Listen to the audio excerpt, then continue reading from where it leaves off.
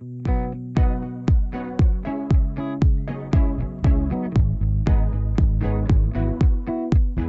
to The Joy Factor, a podcast dedicated to helping you create a path to joyful living each and every day. We're sharing inspiration from real people combined with practical tools you can use to unleash the playful and joyful spirit already inside you.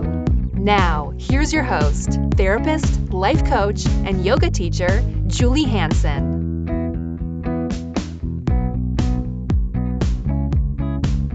Hello and welcome to The Joy Factor. Throughout the month of September, I've been shining a light on intimate partner violence. We've been talking about mindfulness, compassion, as well as hearing from a survivor of domestic violence.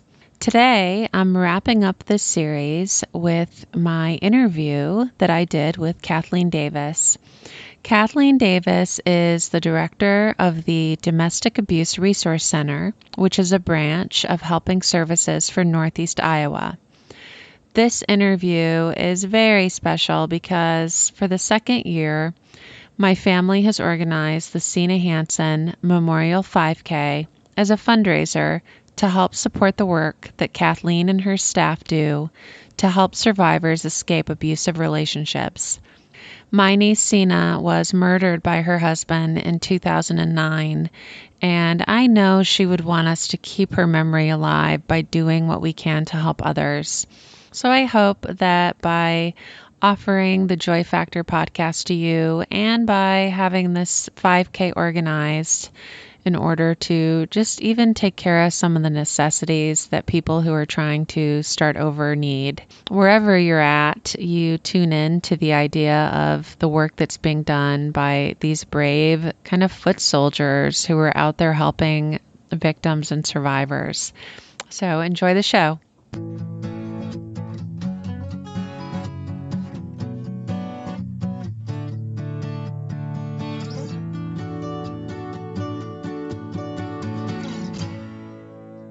All right. Hello, Kathleen Davis. Thanks for coming on to the Joy Factor today. Thank you for having me. Can you tell us about your role at Helping Services for Northeast Iowa, and also who does your organization serve? Oh, sure. So I am actually the director of the Domestic Abuse Resource Center, part of Helping Services. We are an umbrella agency.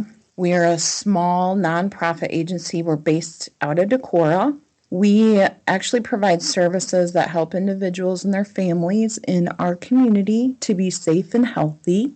Our whole agency actually covers a 9-county area. So part of the umbrella agency, we have substance abuse prevention staff, we have youth mentoring staff, family educators, and then the Domestic Abuse Resource Center team. I have actually been with the Resource Center. I started in 1999.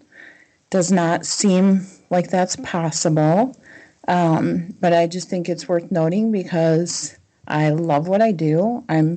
It's sad that we have to do this kind of work, honestly, but it's very rewarding. The actual Domestic Abuse Resource Center part of the agency, we cover 7 counties, not the full 9. Okay.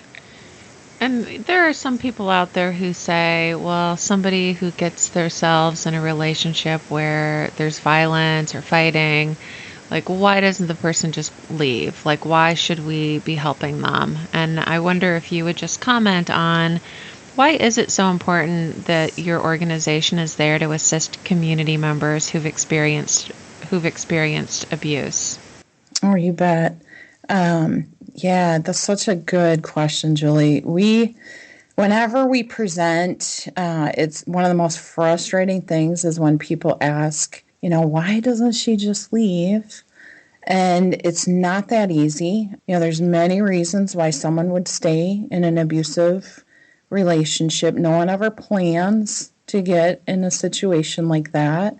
Abusers are very charismatic and charming, and they sweep their victims off of their feet, and they don't show that side of their behavior until typically It's been a while and they're deep into that relationship. It's like an investment. But there's a lot of reasons why it's so important, the work is, of assisting survivors.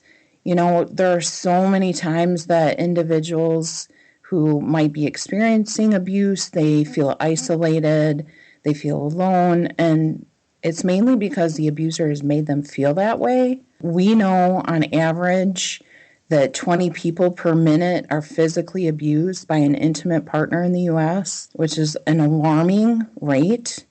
We also know that 1 in 3 women and 1 in 4 men have been victims of some form of physical violence in their lifetime. And this is honestly speaks mainly just to physical abuse. There's other forms of domestic abuse, and those include verbal, emotional, financial. Those are just as damaging to a survivor. And it's also important to assist survivors by training other professionals that might intersect with victims. It's our role as an advocate. A lot of what we do is we train, law enforcement officers, medical professionals, social workers, therapists, anyone that we can and that intersects with a survivor. We're here to train them so that they know how to appropriately help someone. So would you maybe just give us an example of kind of a best practice that you would want to emphasize for people to know about if they did want or maybe need to approach someone? Oh, sure. I would say the most important thing, if there's anything that people remember, is to believe a survivor. If someone discloses to you that, they are experiencing any kind of abuse, whether it's, again, the physical, the verbal, emotional, it's so important to believe them. It takes a lot of strength for someone to come forward, and they need to be heard. I honestly, one of the things I think is so important also that we don't really emphasize enough, in my opinion, as advocates, is listening. We have to really sharpen those skills. We have to be good listeners. It's not our role. And honestly, for anyone, a bystander, someone that comes in contact with a survivor, it's important not to tell a survivor what to do. As advocates, we provide options. We give them tools. We might show them the power and control wheel. We might go over a safety plan with them. But another important thing is that, you want to tell someone it's not their fault, because it's not. It's the abuser's fault. They know what's wrong. They know what they're doing. But, they've gotten accustomed to, it makes them feel good to belittle their survivor and have that control over them. And so it's really important that a survivor knows it's not their fault, because they're not used to that. And, I think in rural areas especially, I think it's important for all of us to know that it's even more of a barrier to come forward, because everyone knows each other. You might have a survivor who's married to a professional, or the area doctor, dentist, law enforcement officer, So it's important to keep that also in the back of your mind, that it just takes so much courage to be able to talk about it, and you might be the first person that they've ever even disclosed to. Well, and that is an interesting point, because there's not one specific profile of somebody who is a victim. Like, it runs across all economic and cultural backgrounds. Absolutely. So if somebody comes to you and says, I have a friend and I'm pretty sure he's abusing his partner, what suggestions would you have for approaching a situation like that? Another great question. I would say it could be tricky. It could be dangerous to confront that abuser.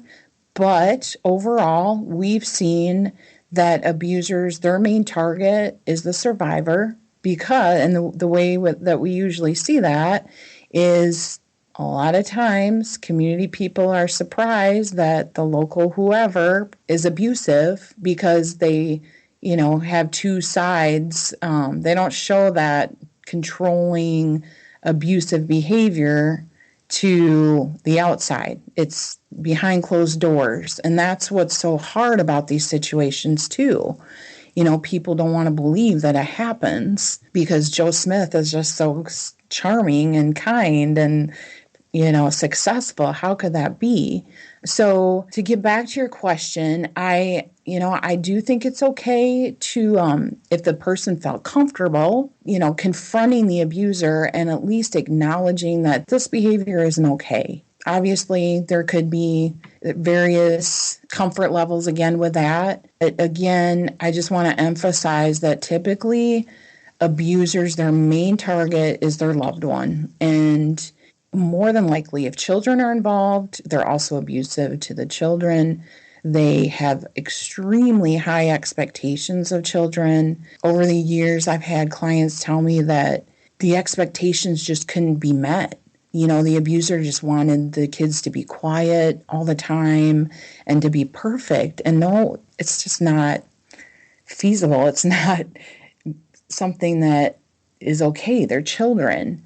The other part of abusers that people need to be aware of is that, nothing is ever their fault. When even a survivor confronts them, they're so good at turning things around and, they don't take responsibility for their actions. It's always everyone else's fault. So they could be prepared even if someone did confront that they didn't do anything wrong and just try again to be very charming. So it's so complex and so difficult for so many reasons. And again, I just want to emphasize the fact that no one ever gets into a relationship planning on being abused.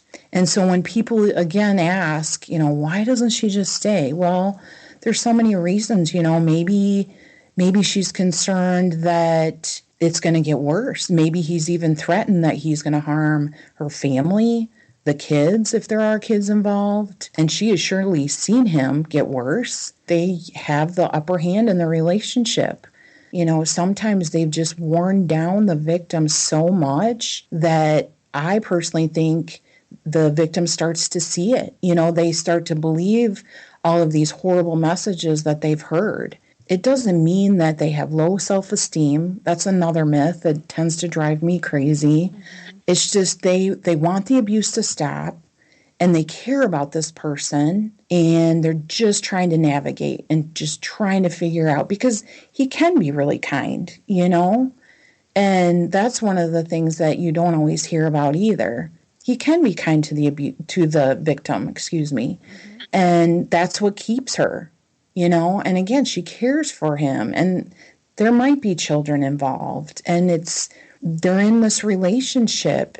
Sometimes some of the stories I've heard from clients that I've helped, there might be religious reasons that they don't feel like they can get divorced because it's against their religion. And so that's another factor. But it's all of those things together, and there's no cookie cutter situation. Again, it's these situations are just so complex that, it's hard to know exactly what is happening in that relationship. For someone who's struggling right now, if they're listening, what would you say to them to help them either avoid or escape a relationship? Wow, so many things. I think probably first and foremost that they're not alone, that someone is definitely there to help, whether it's, an advocate or a friend. Someone can provide a listening ear. Advocates are here. We can provide options. We can give support. Again, we're never going to tell someone what to do because they know their situation better than anyone else. Part of being an advocate is, if we got into the habit of telling a victim what to do, we'd be no different than the abuser. Mm-hmm. But I also want to emphasize, and I know I talked a little bit about this, that the abuse is not their fault. It's one of those situations that, in that relationship, maybe she's just so overwhelmed that she just doesn't know that there's a way out or even how to proceed and what those steps might be. But advocates are here to provide, totally non-judgmental support. All of our services are free, they're confidential. I guess the other big thing is it needs to be emphasized that, survivors know their situation, they are the experts, but there are people to at least guide them, show them what kind of signs to look for, and at least explain to them that it's not their fault. I wonder if you just maybe tell us a little bit about kind of the folks that work with you and how you as a leader lift them up in the midst of, very difficult work. Like, how do you make sure that you're all still able to connect with your joy? Wow. We're fortunate. A few things go through my mind. We're fortunate that a few years ago, our executive director thought it would be important for our team to consult with a therapist on a regular basis. So we do that monthly as a team. And whenever I am talking to other program directors, I emphasize how, that has definitely helped our team. There are quite a few of us have been in the agency for a long time. We have longevity, and that's not always the case. There's usually pretty high turnover as advocates. So I think it's important that investment that our leadership saw, the long term, that is definitely huge. And our therapist, she's amazing. She gives us tips on how to take care of ourselves. And, we have so many conversations about vicarious trauma, what that looks like. I know for myself, I know how important it is to not bring work home. And it's not always easy. So I try to recognize that, acknowledge that with my staff. I also think humor helps. We try to, crack jokes and when we can make light of situations whenever possible. I think that's important to have a sense of humor. I think it's also important just to find those things that work for you, each person, whether it's being outside, reading books, being with kids. Whatever brings you joy, I think you need to find it and definitely hold on to it. Another thing for me, I like music, and so that's been huge for me. If I'm having a stressful day, I'll just turn on some of my favorite music and jam out. But again, I think it's important to be able to acknowledge that, to recognize, you do have to find some joy, because otherwise you could just feel so helpless and full of despair, and I think it's important to hold on to hope. I don't present as much to schools as I used to when I first started, but when I did that, I would tell students, when I was in high school, we didn't even know what domestic violence was. It wasn't discussed. Like, you knew you had friends maybe that, there was abuse happening, but we didn't talk about it. And so I'd like to think, the reason I'm bringing this up is I'd like to kind of hold on to hope that maybe each generation will get a little bit kinder to each other. But again, it's just holding on to that hope that, the more we bring awareness to domestic violence, that hopefully people will be kinder, and if nothing else, know how to help someone and don't blame them. And don't think that, they want to be in that situation. Again, they never chose to be. Right. Well, I hope that that's not naive, because I have that same hope. And I would just throw out there's an organization in Dallas. Well, it's international, but there's a branch. It's called Compassionate DFW. Ooh. And there are actually cities all across the country who are doing this push to create like official compassionate cities. Ooh, And what? you may want to check that out. And I may need to just get them on Yeah. here now that I think about it. Because, yeah, so you can look at compassionatedfw.org to kind of get you going.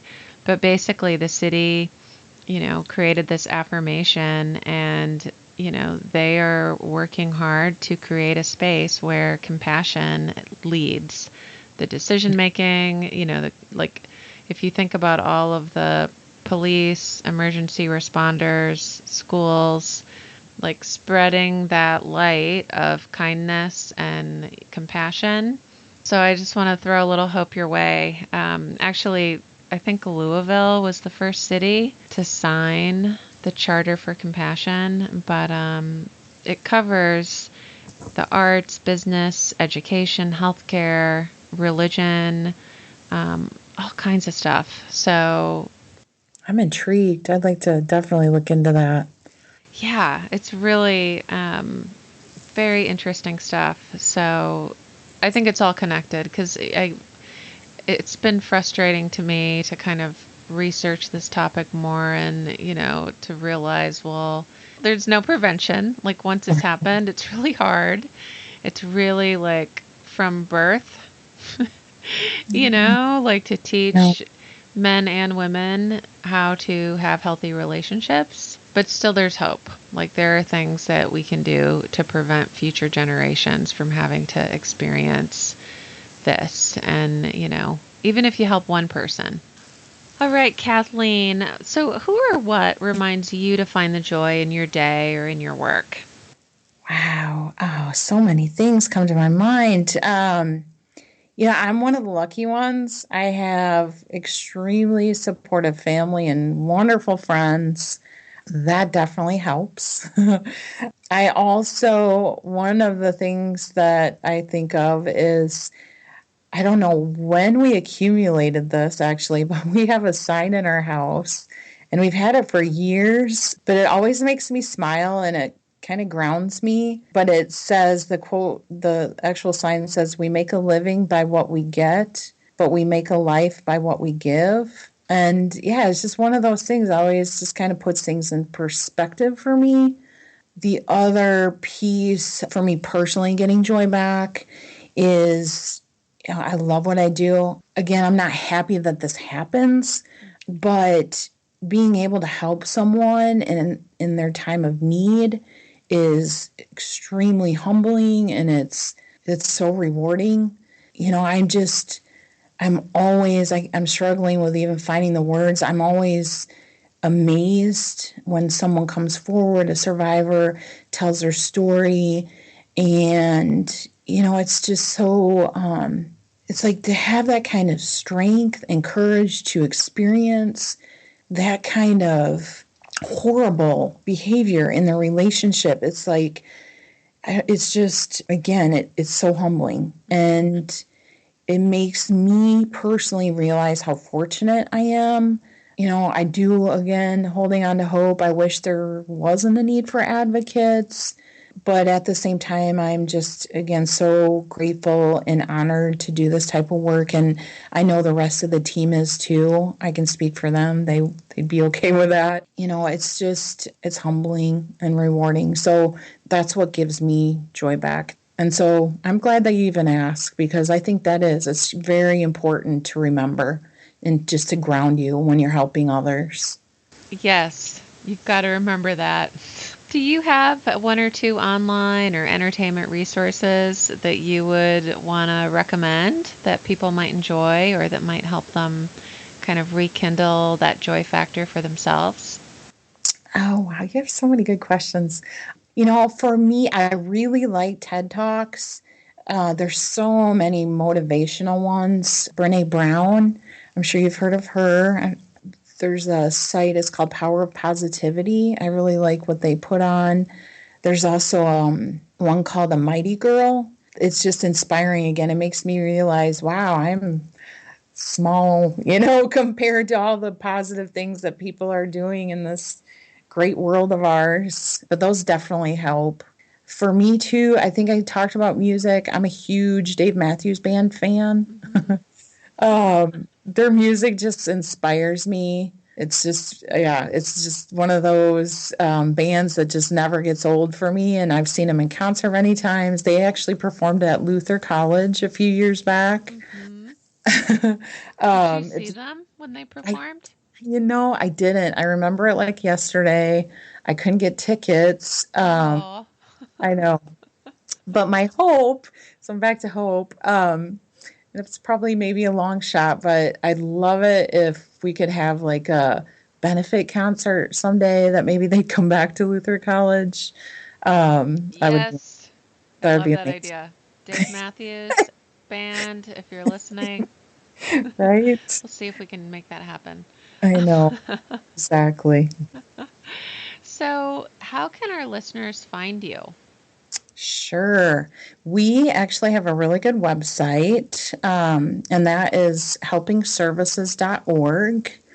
We also, the Domestic Abuse Resource Center team, we have a resource line, and that is answered 24 hours a day, 7 days a week.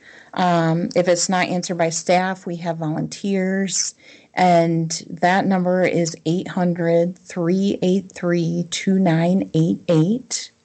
I am very excited that we are having our second annual 5K in honor of Sina Hansen, and that is going to be on October 1st in Decorah at the Fish Hatchery. We want to, although all the proceeds go to our program to help other survivors, victims of domestic violence, it's also really important that we remember why this event is even happening. Her life was taken away from her tragically by her husband too soon. And I think it's important to remember that's the main focus of that event. Well, one thing that I'm really appreciating is that, there's somebody else out there like Sina who maybe didn't know how or doesn't know how to get help or is afraid to call. And I just so appreciate you and just having this time to talk so that if people are listening, they get a feel for exactly the kind of experience that they would have if they reached out for help. And I think that just, you're a representative of your organization, and just feel like this will be really helpful for people to feel like, they are going to be served well and taken care of if they are able to get that courage that it takes to really reach out and get some help. Absolutely, and they're not alone. That's just, I can't emphasize that enough. There is someone who is here for them. Thank you so much, Kathleen. Yes, thank you, Julie. I appreciate it.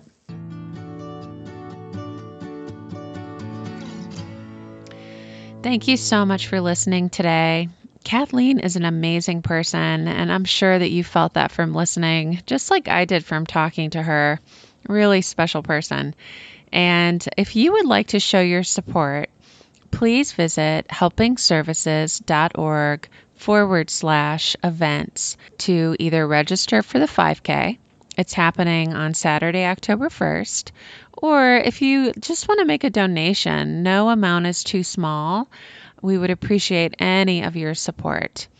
If you have questions about the event or about the services that Helping Services offers, you can reach them by calling 563-387-1720. Take care.